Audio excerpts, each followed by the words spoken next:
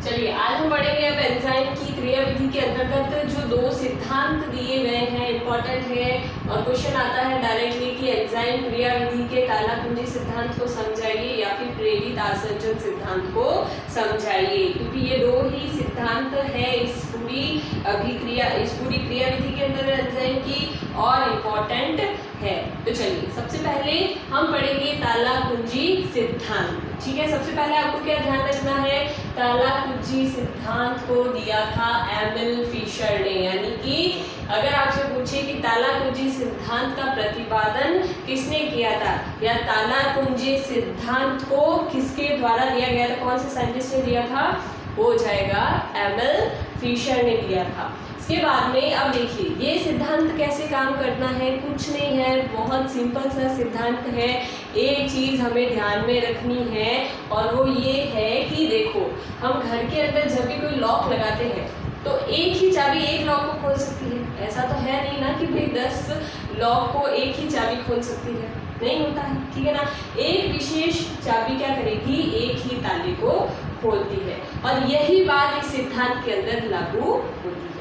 क्या कहती है ये सिद्धांत, ये सिद्धांत ये कहता है कि जैसे एक चाबी एक ही ताले को खोलती है उसी प्रकार में एक विशेष एंजाइम की सक्रिय सतह से ही क्रियाकारक जुड़ते हैं, यानी कि एक विशेष एंजाइम ही एक विशेष अभिक्रिया को उत्प्रेरित करेगा। ऐसा नहीं है कि एक प्रकार का एंजाइम है और वो 50 टाइप की रासायनिक अभिक्रियाओं को क्या कर सकता है, उत्प्रेरित कर सकता है, नहीं। इस सिद्धांत के अनुसार क्या होता है, अगर कोई पर्टिकुलर एंजाइम है और वो क्या करेगा, एक पर्टिकुलर रिएक्शन को ही क्या करेगा, उसके वेग को बढ़ाएगा। अब उस एंजाइम के अंदर जो सक्रिय सतह होगी वो भी स्पेशल होगी, भाई जब एंजाइम ही विशेष है तो वहाँ पर पाए जाने वाले सक्रिय स्थल या सक्रिय सतह क्या होगी, वो भी क्या होगी, विशेष होगी और उसी सतह से आकर, उन्हीं स्थलों से आकर क्रियाकारक जुड़ेंगे और जब क्रियाकारक जुड़ेंगे, ठीक है, कॉम्प्लेक्स बनेगा और एंजाइम का निर्माण होगा। देखिए यहाँ पर डायग्रामेटिकली समझाया गया है चित्र से, कैसे ये क्रियाकारक है, ठीक है, ताले को आप समझ लीजिए क्रियाकारक और चाबी को आप क्या समझ लीजिए, एंजाइम का अणु। अब देखिए ये एंजाइम विशेष है, ये क्रियाकारक ताला है, ये दोनों क्या करेंगे, एक विशेष ताला, एक विशेष चाबी जैसे एक ताले को खोल रही है वैसे ही ये विशेष एंजाइम क्रियाकारक के साथ क्या करेगा, जुड़ेगा या क्रियाकारक एंजाइम के साथ जुड़ेगा। सीधी सी बात है, जब भी क्रियाकारक और एंजाइम जुड़ेंगे क्या बनाएंगे, एंजाइम क्रियाधार संकुल बनाएंगे। दोनों आपस में जुड़ गए, क्या बना, एंजाइम क्रियाधार संकुल। धीरे धीरे रिएक्शन का वेग बढ़ा और अंत में जाकर क्या हो गया, एंजाइम वापस अलग हो गया, उत्पाद वापस अलग हो गया, यानी कि उत्पाद तो बन गया और एंजाइम यहाँ से क्या हो गया, अलग हो गया। तो एंजाइम जो अलग हुआ है ये वापस पुनः क्या करेगा, क्रियाकारक के अणुओं से जुड़ेगा, भाई जो भी दूसरे अणु हैं उनसे जुड़ेगा और धीरे धीरे करके उस पूरी अभिक्रिया को पूर्ण करेगा।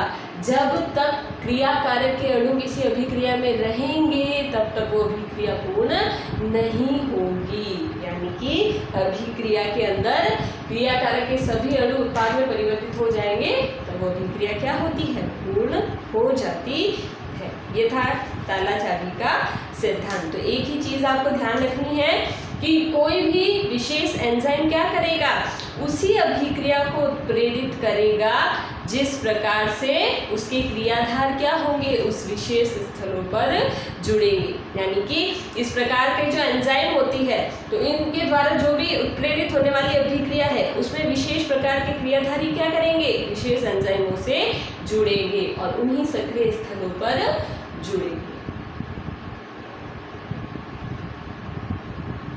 ठीक है, ये था अपना ताला कुंजी सिद्धांत। बहुत सिंपल सी बात है, कुछ नहीं है, ठीक है। और उससे पहले मैंने आपको बता दिया सक्रिय ऊर्जा वगैरह में कमी कैसे होती है, कैसे कॉम्प्लेक्स बनता है।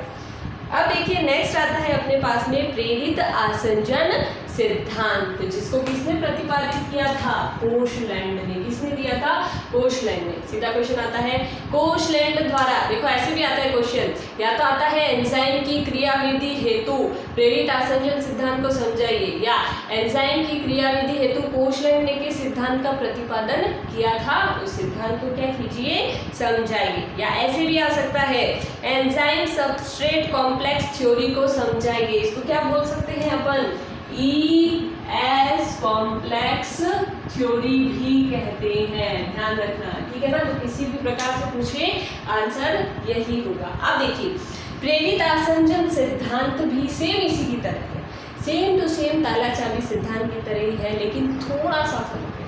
क्या फर्क है, छोटा सा फर्क है। क्या फर्क है इसमें, चलो। कोशलैंड ने ये बोला कि भाई आपने बोला कि विशेष एंजाइम और विशेष क्रियाधारी क्या करते हैं, आपस में जुड़ेंगे, लेकिन पर्टिकुलर रिएक्शन के लिए, भाई सभी रिएक्शनों के लिए थोड़ी है, ये तो विशेष रिएक्शनों के लिए। अब अगर हमें अदर रिएक्शन करवानी हो दूसरी, तो उसके लिए एंजाइम कैसे काम में लिया जाएगा। अब उसके लिए क्या होगा, देखो उसने ये बोला कि कोई भी एंजाइम जब भी क्रियाधार के साथ जुड़ता है, या कोई भी क्रियाधार जब भी किसी एंजाइम के साथ जुड़ता है, तो जरूरी नहीं है कि उसके जो सक्रिय स्थल है, भाई ये क्या हो जाएगा, सक्रिय स्थल, जहाँ पर ये क्रियाधार क्या करेगा, आके जुड़ेगा। तो उन्होंने ये बोला कि भाई यहाँ पर जो सक्रिय स्थल है, जरूरी नहीं है कि वो दृढ़ रहे। दृढ़ मतलब कि उसकी बनावट यही रहे और उसी बनावट का क्रियाधार आकर क्या हो, यहाँ पर जुड़े, ऐसा बिल्कुल भी नहीं है। कोशलैंड ने ये कहा था कि जो भी एंजाइम क्रियाधार से जुड़ता है, या क्रियाधार जिस भी एंजाइम से जुड़ता है, तो उस एंजाइम के जो सक्रिय स्थल है वो दृढ़ नहीं होते हैं। कैसे होते हैं, वो होते हैं लचीले होते हैं। लचीले का मतलब, कोई भी चीज़ लचीली होती है तो उसको अपन किसी भी आकार में ढाल सकते हैं ना। तो लचीली होने के कारण क्या हो जाएगा, कोई भी क्रिया के अंदर या कोई भी क्रियाविधि के अंदर जब भी क्रियाधार जुड़ेगा एंजाइम से, सक्रिय स्थल इन क्रियाधारों के अनुरूप क्या होंगे, मॉडिफाई हो जाएंगे, अनुपूरित हो जाएंगे, क्योंकि लचीले हैं तो ऑब्वियसली जैसा आकार क्रियाधार का होगा उसी के अनुसार ये क्या करेंगे, उस आकार में ढल जाएंगे सक्रिय स्थल। यानी कि देखो क्रियाधार इतना बड़ा है तो ये टूट कर क्या हो जाएगा, इतना बड़ा हो जाएगा, ठीक है ना। तो यानी कि क्रियाधार आपस में अब आसानी से इससे क्या कर सकता है, जुड़ सकता है। तो इस सिद्धांत ने ये कहा था कि एंजाइम में उपस्थित सक्रिय स्थल क्या होते हैं, क्रियाधारों द्वारा प्रेरित हो जाते हैं, यानी कि उसके अनुकूल हो जाते हैं। जैसे कि पहले इसकी साइज क्या थी, छोटी थी सक्रिय स्थलों की, क्रियाधार की बड़ी थी, लेकिन ये लचीले थे, तो इन्होंने क्या किया, एंजाइम की सतह को फैला दिया तो क्रियाधार अब आपस में क्या कर सकता है, आसानी से यहाँ के जुड़ सकता है। अब देखो यहाँ पर जुड़ गया, वापस से वही है, एंजाइम क्रियाधार संकुल बन गया, जिसको ES कॉम्प्लेक्स यानी कि एंजाइम सबस्ट्रेट कॉम्प्लेक्स या संकुल भी कहते हैं। एंड में वापस जाके क्या हुआ, एंजाइम अलग हो गया और उत्पाद में परिवर्तित हो गया। यानी कि इस सिद्धांत में हम ये कह सकते हैं कि भाई जो भी एंजाइम की क्रिया स्थल है या सक्रिय स्थल है वो क्या नहीं है, दृढ़ नहीं है, बल्कि कैसे है, परिवर्तनशील है, लचीले है। जबकि इसमें क्या है, जबकि ताला कुंजी सिद्धांत में क्या है, दृढ़ है और क्या है, परिवर्तनशील नहीं है। तो यहाँ पर देखिए दोनों थ्योरी सिमिलर है, सिर्फ क्रिया स्थलों का, सक्रिय स्थलों का फर्क है कि एक में दृढ़ होते हैं और एक में क्या होते हैं, लचीले होते हैं, जिसके कारण कोशलैंड की थ्योरी में क्या हो रहे हैं, क्रियाधार के अनुरूप वो परिवर्तनशील हो रहे हैं और मामूली परिवर्तन करके एंजाइम सबस्ट्रेट कॉम्प्लेक्स बना देते हैं और उसके बाद में क्या होता है, उत्पाद का निर्माण हो जाता है।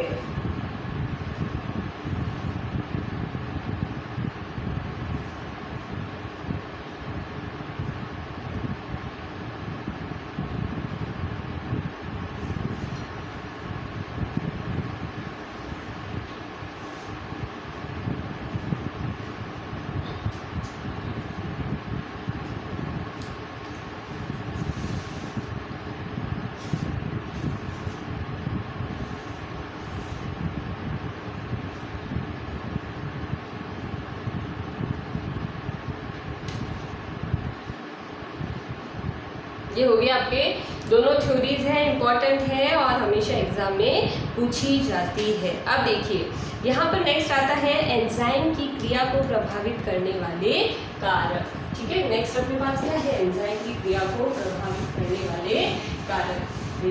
एंजाइम इतने अच्छे काम करता है तो कोई ना कोई तो प्रभावित करेगा, ठीक है। कौन कौन से कारक यहाँ पर प्रभावित कर रहे हैं, देखिए सबसे पहले अगर हम बात करें प्रभावित करने वाले कारक, देखो ध्यान रखना हमेशा वही चीजें प्रभावित करती है जो उसके गुण होते हैं, यानी कि जो एंजाइम के विशिष्ट गुण होंगे वही गुण क्या करेंगे, प्रभावित करने वाले कारक भी होंगे, क्योंकि किसी चीज की विशिष्टता ही उसको क्या करती है, प्रभावित भी करती है। तो यहाँ पर जितने भी फैक्टर्स आपने विशिष्ट गुणों में पढ़े थे वो सारे आप लिख सकते हैं। जैसे सबसे पहले तापमान की मैं बात करूँ, तापमान मैंने आपको बताया था, ठीक है ना,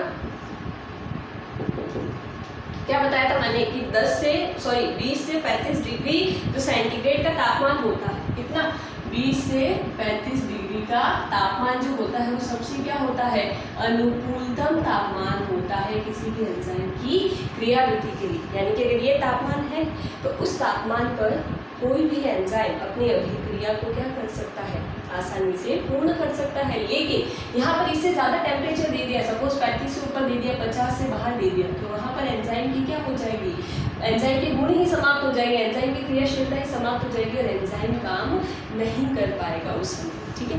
अब आता है सेकंड, अच्छा यहाँ पर अगर आपको देखें कि भाई 20 से 35 डिग्री इस रेंज के मध्य अगर आप 10 डिग्री का टेम्परेचर बढ़ाते हैं, जैसे 10 डिग्री का सेंटीग्रेड का टेम्परेचर बढ़ाना है, लेकिन इस रेंज में ऐसे, जैसे देखो 20 से 35 के मध्य मैंने क्या कर दिया, 20 से 30 कर दिया, ठीक है, या क्या कर दिया 25 से 35 कर दिया, या मैंने 22 से 32 कर दिया। इसी रेंज के मध्य आपको क्या करना है, 10 डिग्री सेंटीग्रेड का तापमान अगर आप बढ़ाते हैं तो उसके अंतर्गत क्या हो जाएगा, किसी भी अभिक्रिया की दर क्या हो जाएगी, 2 से 3 गुना बढ़ जाती है। क्रिया जो भी आप करवाओगे एंजाइम की उपस्थिति में वो 2 से 3 गुना तक बढ़ जाएगी। जैसे सपोज देखिए यहाँ पर 20 डिग्री सेंटीग्रेड पर किसी अभिक्रिया की दर क्या है, x गुना है, क्या है, x गुना है। अब सपोज मैंने इसको बढ़ा दिया 20 डिग्री सेंटीग्रेड से मैंने बढ़ा दिया इसको 30 डिग्री सेंटीग्रेड, तो अभिक्रिया की दर क्या हो जाएगी, दुगुनी, यानी कि 2x, क्या हो जाएगी 2x। और मैंने बढ़ा दिया, मैंने 20 से 30 की है, अब मैं सपोज कि इसके बीच में किसी भी रेंज में मैं कर दूंगी 25 से 35, 25 से मैंने क्या कर दिया 35, 2 की क्या हो जाएगी 4, यानी कि ये जो अभिक्रिया की दर है ये बराबर क्या होती रहेगी, दुगुनी होती रहेगी हर 10 सेंटीग्रेड के टेम्परेचर पर। सबसे ज़्यादा इफेक्ट क्या डालेगा, तापमान। सेकेंड अपने पास आता है आधारीय पदार्थ की सांद्रता, यानी कि कॉन्सेंट्रेशन ऑफ द सबस्ट्रेट, या यूं कहें क्रियाधार की सांद्रता। क्या हो जाएगा क्रियाधार की सांद्रता का फर्क, देखिए किसी भी अभिक्रिया के अंदर जो भी क्रिया कारक भाग लेते हैं तो उनकी सांद्रता पर भी तो निर्भर करती है वो अभिक्रिया, ठीक है ना, क्योंकि अभिक्रिया के अंदर कौन भाग ले रहे हैं, क्रियाधार के अणु ही भाग ले रहे हैं, ठीक है। अब देखिए यहाँ पर एक ग्राफ के थ्रू अपन समझते हैं, ये क्या है, सपोज क्रिया कारक की सांद्रता, ठीक है, ये आपके पास आ जाएगा क्रिया, या फिर यूं कहें अभिक्रिया की दर, ठीक है ना, अभिक्रिया की दर। अब एंजाइम पर कैसे इफेक्ट डालेगी, देखिए सपोज हम यहाँ पर क्या बढ़ा रहे हैं, क्रिया कारक की सांद्रता अपन बढ़ा रहे हैं, तो क्रिया कारक की सांद्रता बढ़ा रहे हैं, ये क्या हो जाएगी अभिक्रिया की दर। देखिए क्रियाधार की सांद्रता जब भी हम एक लिमिटेड मैनर में अगर बढ़ाएंगे तो एंजाइम की क्रियाशीलता क्या होगी, तेज हो जाएगी, और एंजाइम की क्रियाशीलता तेज होगी तो अभिक्रिया की दर भी क्या होगी, तेजी से होगी। देखिए यहाँ पर हम बढ़ा रहे हैं, देखिए यहाँ से यहाँ तक ग्राफ आ रहा है ऊपर तेजी से, ठीक है, तेजी से आ रहा है, लेकिन यहाँ जाकर क्या हो रहा है, स्थिर हो रहा है, क्या हो गया, स्थिर। जब भी ग्राफ स्थिर हो जाता है मतलब कि अब उस पर क्या हो रहा है, कोई भी असर नहीं पड़ रहा है, चाहे आप कितनी भी सांद्रता बढ़ाएं, अब इस अभिक्रिया पर कोई भी असर नहीं पड़ेगा। तो हम ये कह सकते हैं कि आधारी पदार्थ या क्रियाकारक पदार्थ की सांद्रता यदि एक सीमा तक बढ़ाते हैं तो अभिक्रिया की दर क्या होती है, बढ़ेगी। लेकिन यदि हम क्या करेंगे, एक सीमा से बाहर उस अभिक्रिया की या उस क्रियाकारक की सांद्रता को बढ़ाते हैं तो क्रियाकारक की जो क्रिया है या जो अभिक्रिया की दर है वो क्या हो जाएगी, क्या हो जाएगी, संतृप्त अवस्था में आ जाएगी और स्थिर हो जाएगी। ये मेन 2 पॉइंट आपकी क्या है, इंपॉर्टेंट है इसके अंदर। फिर आपके आता है एंजाइम की सांद्रता, पढ़ा चुकी हूँ मैं। पीएच, कौन सी पीएच के मध्य काम करती है एंजाइम्स, ठीक है। ये चीज़ आपको ध्यान रखनी है कि एंजाइम की जो पीएच होती है वो विशेष होती है और उसी के मध्य वो काम करते हैं और वो पीएच होती है 5 से 7 पीएच, ठीक है। एक विशेष पीएच पर क्या करेगा एंजाइम काम करेगा, 5 से लेकर 7.5 या यूं कहें 5 से लेकर 7, ठीक है। इन्हीं के मध्य में कोई भी एंजाइम अपनी क्रियाशीलता को प्रदर्शित करेगा। अगर ये एंजाइम जब आपको काम करवाना है तो पीएच क्या करनी होगी, इसी के मध्य रखनी होगी, अदरवाइज एंजाइम अपनी क्रियाशीलता नहीं करेगा। फिर आता है अपने पास एंजाइम निरोधक। देखो एंजाइम निरोधक क्या होते हैं, एंजाइम निरोधक वे पदार्थ होते हैं जो क्या करते हैं, अभिक्रिया की दर को कम कर देते हैं और इसी प्रकार अभिक्रिया में अगर एंजाइम शामिल है तो एंजाइम को भी क्या करेंगे, वो प्रभावित करेंगे। क्या करेंगे, एंजाइम को भी प्रभावित करेंगे, तो वो क्या कहलाएंगे, एंजाइम निरोधक। एंजाइम निरोधक वे पदार्थ है जो एंजाइम की क्रियाशीलता को क्या कर देते हैं, नष्ट कर देते हैं। और एंजाइम की क्रियाशीलता नष्ट होते ही अभिक्रिया के वेग पर कोई भी फर्क नहीं पड़ेगा। और एंजाइम निरोधक को क्या बोल सकते हैं, एंजाइम विष भी बोल सकते हैं, क्योंकि विष यानी कि क्या होता है, पॉइजन, जो चीज़ हमारे लिए नुकसानदायक होती है वो क्या हो जाएगी, विष। और एंजाइम निरोधक यानी कि जो एंजाइम की क्रियाशीलता को कम कर देता है, और इसमें शामिल है लेड, ठीक है, मरकरी। इसके अलावा और अपन लिख सकते हैं जितने भी, सिल्वर लिख दीजिए, ये हो जाता है CO2, ये सारी क्या है, एंजाइम निरोधक है।